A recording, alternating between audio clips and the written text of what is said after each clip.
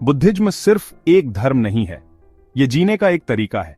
यह एक ऐसा मार्ग है जो हमें आत्मज्ञान की ओर ले जाता है, खुद को जानने का एक रास्ता।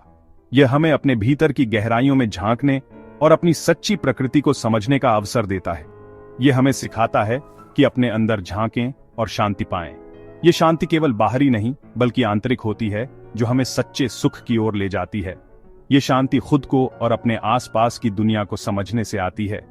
जब हम अपने मन को शांत करते हैं तो हम अपने जीवन के उद्देश्य को स्पष्ट रूप से देख सकते हैं। बुद्धिज्म हमें एक सफर पर ले जाता है। यह सफर केवल भौतिक नहीं बल्कि आध्यात्मिक भी है, खुद को बेहतर बनाने का सफर। यह सफर हमें अपने भीतर की कमजोरियों को पहचानने और उन्हें दूर करने में मदद करता है।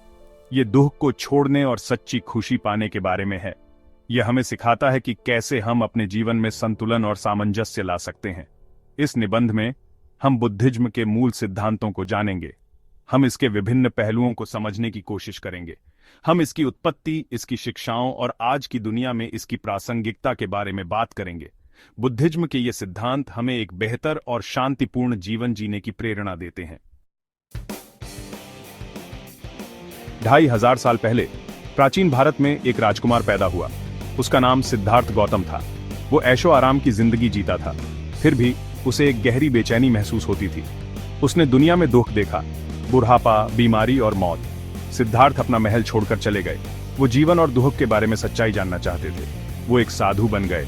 उन्होंने अपनी सारी सांसारिक संपत्ति त्याग दी। उन्होंने वर्षों तक ध्यान किया, ज्ञान की तलाश में।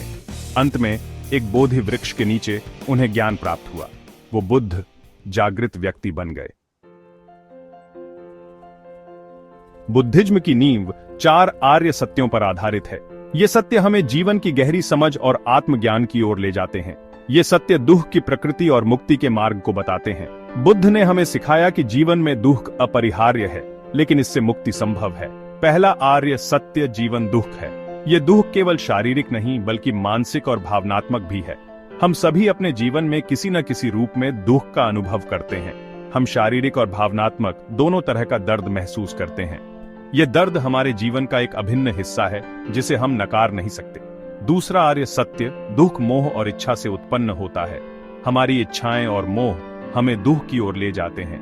हम हमेशा कुछ न कुछ पाने की चाहत में रहते हैं। हम चीजों से चिपके रहते हैं, चाहते हैं कि वो हमेशा रहें, लेकिन जीवन की अस्थिरता और परिवर्तनशीलता हमें दुख का अनुभव कराती है। तीसरा आर्य सत्य दुख का अंत हो सकता है। बुद्ध ने हमें सिखाया कि दुख से मुक्ति संभव है। यह मुक्ति हमारे अपने प्रयासों और आत्मज्ञान से प्राप्त की जा सकती है। हम दर्द के चक्र से मुक्ति पा सकते हैं। यह मुक्ति हमें आंतरिक शांति और संतोष की ओर ले जाती है। चौथा आर्य सत्य मुक्ति का मार्ग अष्टांगिक मार्ग है।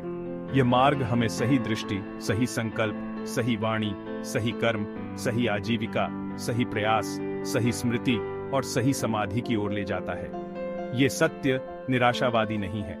ये हमें जीवन की वास्तविकता को समझने और उससे ऊपर उठने का मार्ग दिखाते हैं। ये हमारी वास्तविकता को समझने का आह्वान है।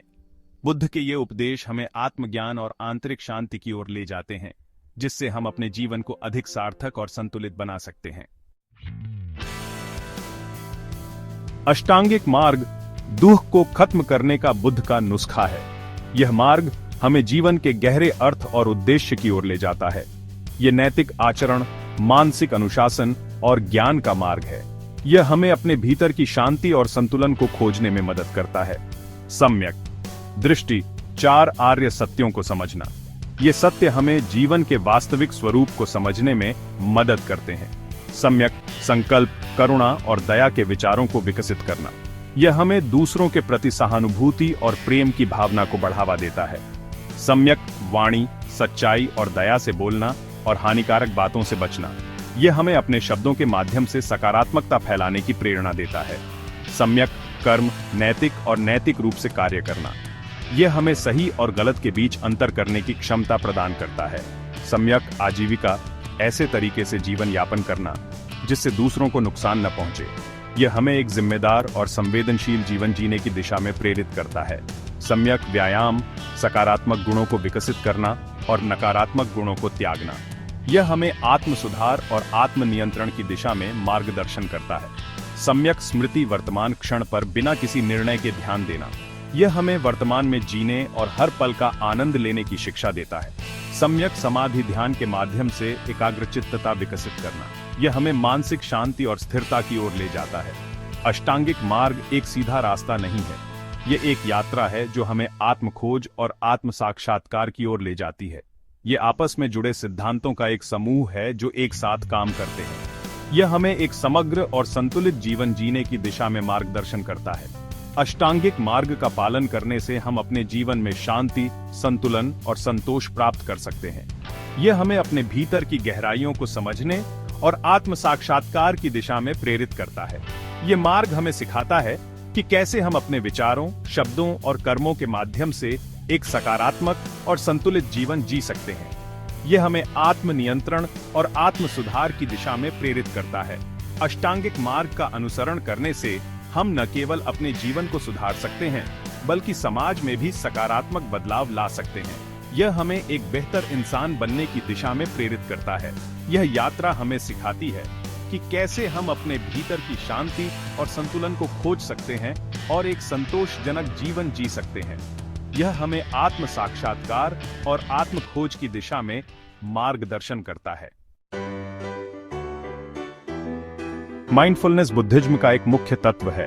यह वर्तमान क्षण में पूरी तरह से उपस्थित रहने, अपने विचारों, भावनाओं और संवेदनाओं पर बिना किसी निर्णय के ध्यान देने के बारे में है।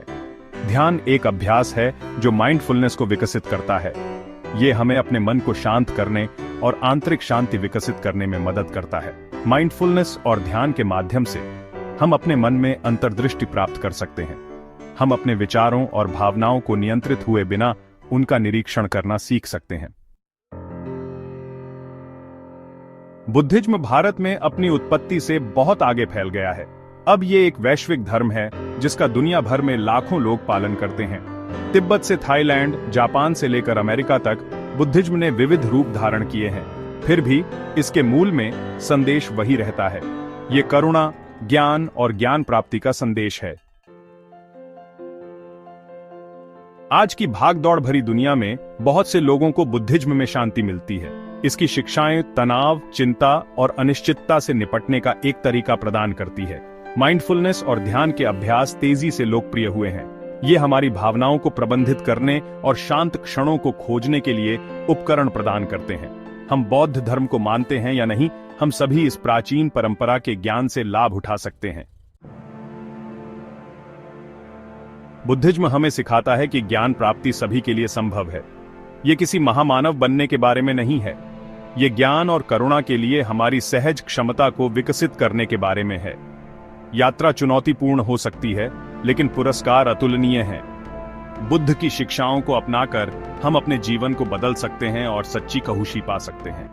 हमारे भीतर का बुद्ध इंतजार कर रहा है। अनुपमा चोपड़ा एक प्रसिद्ध भारतीय फिल्म समीक्षक, लेखिका और टेलीविजन होस्ट हैं। अपनी व्यावहारिक टिप्पणी और सिनेमा के प्रति जुनून के साथ वो भारतीय फिल्म उद्योग में एक प्रमुख आवाज बन गई है। वो अपनी स्पष्ट समीक्षाओं, आकर्षक साक्षात्कारों और गुणवत्तापूर्ण सिनेमा को बढ़ावा देने के अपने समर्पण के लिए जानी जाती है।